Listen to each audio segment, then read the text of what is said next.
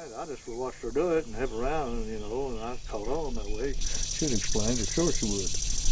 But I don't remember just right offhand if she's ever sat down and explained anything like that, but then I'd help her and I'd go out and gather some stuff to make it. I'd gather yellow root and part leaves and rosin from the trees. I'd climb up one of them trees. I see a big bunch of rosin in the pine tree. My grandmother learned from her mom. And like I said, out of 13 grandchildren, I was the one that she chose. She taught me how to look for the herbs whenever I went out into the woods, what was good, what was not good. She had more knowledge about things than any teacher that I had ever contacted with. Because of what she did, she healed. She was a healer. I got interested as a teenager, just growing up. I mean, this is where I grew up, this right here. But, I would hear grandmas talk about, you could go out and you could pick this and you could boil it, and, this would be for diarrhea or constipation. And as I said, my mom never did it, so I didn't really learn any of that from her, so I was quite interested in it. And then when I became a nurse, and sometimes people don't want to tell you that they're using home remedies because they think you're going to make fun of them. Well, I didn't. I was quite interested, and when you show interest and acceptance, then people are more willing to share with you some of the things that they use and some of the things that they do. My dad and mother, they was hard workers, but they was uneducated. They didn't have any education much. And we tend great big fields of corn.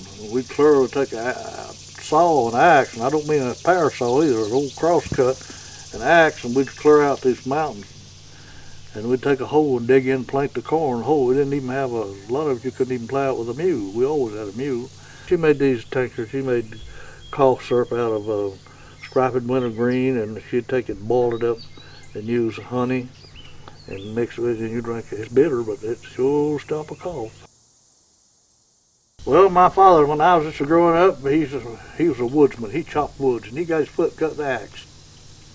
And it wouldn't heal up. I guess it set up blood poisoning by getting that dew and wet the blood. He went to Windows to Frontier Nursing Service, and they had some different salves they gave him. That was one place you'd get salve. And they tried it, and it didn't heal. Mommy went and made some salve, like this kind I'm telling you about, and I put on it, and in no time it was healed right up. Herbs is something that builds you up. It builds up your system, builds up your immune system, and some of this other stuff don't. And that's the reason I think herbs is important.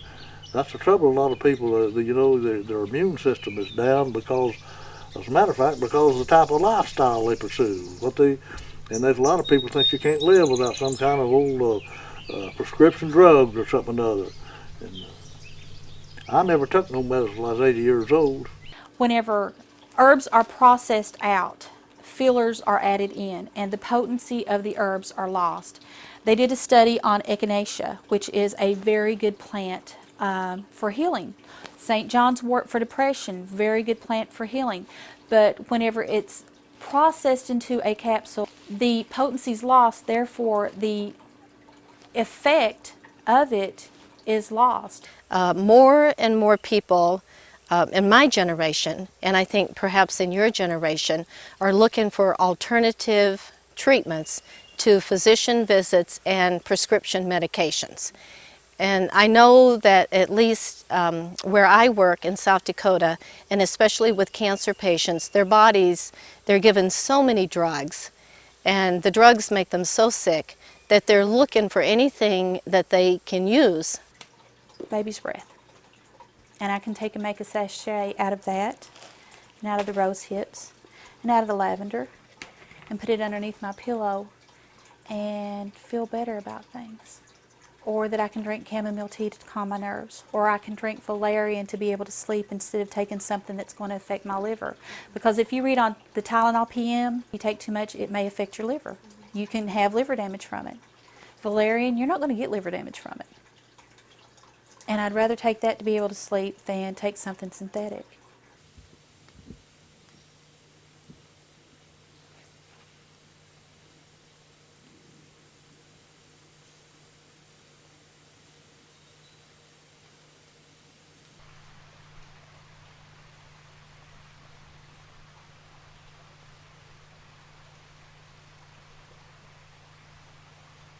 On a personal level, I would encourage you to explore these. Find a tea that you like, to drink, colt's foot, echinacea.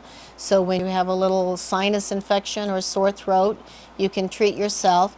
And just read information on how a little cinnamon can decrease your blood sugar, and incorporate this into your lifestyle and to your friends, your family, and as you get older, your own children, and then pass this knowledge on to your children and or to your nieces or nephews or whatever, so that we live here in eastern Kentucky. We have a wealth of plants, the chestnut trees, the mulberry trees, and a lot of these, I think probably when Mom was younger, they used, and now I don't think we use these very much.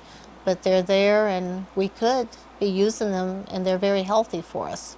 One thing, there's not many people interested anymore, and there's not too many people knows what type of herbs to dig.